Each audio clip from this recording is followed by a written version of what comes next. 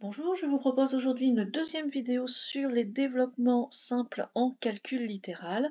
Nous avons déjà travaillé dans une première vidéo sur cette série de 4 questions que vous pouvez regarder à nouveau si vous le souhaitez, et nous allons enchaîner donc sur la deuxième partie.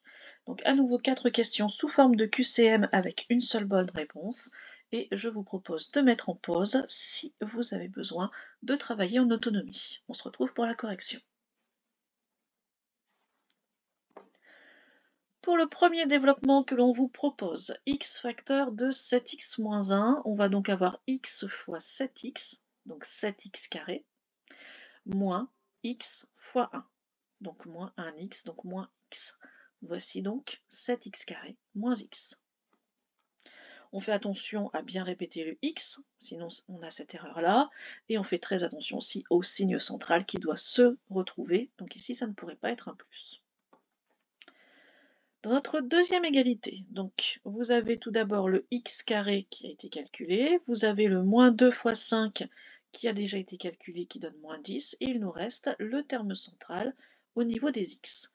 Comment on obtient ce terme central? En faisant x fois 5, mais aussi en faisant moins 2 fois x. Attention à ne pas vous arrêter avant.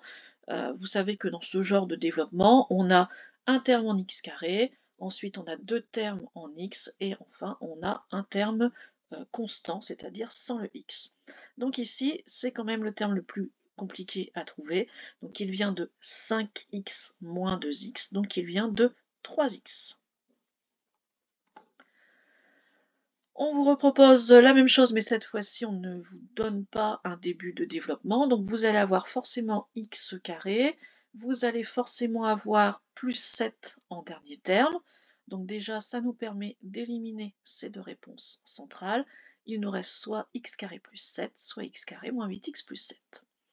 Pour aller calculer maintenant les termes en x, on va donc faire x fois moins 1. Ça va donner moins 1x et moins 7 fois x, donc moins 7x.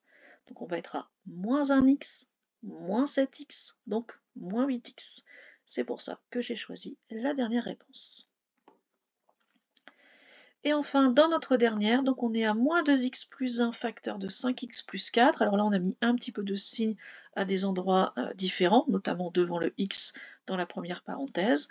Et on a mis aussi des coefficients devant ce x, ne pas travailler toujours qu'avec du x ou du x carré. Donc on obtient moins 10x carré, ça va.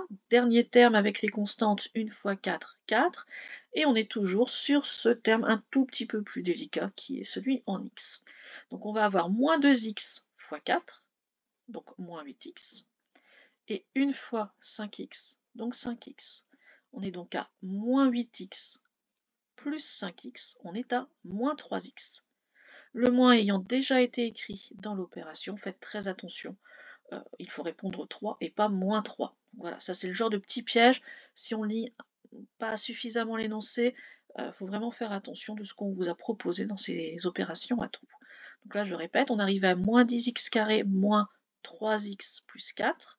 Et donc, on va répondre simplement le 3. Voilà, j'espère que ces deux vidéos auront pu vous aider sur ce genre de développement. On retrouvera du travail plus complexe et avec un niveau davantage de seconde lorsque l'on retravaillera sur les identités remarquables, mais ça fera l'objet d'autres vidéos. Au revoir.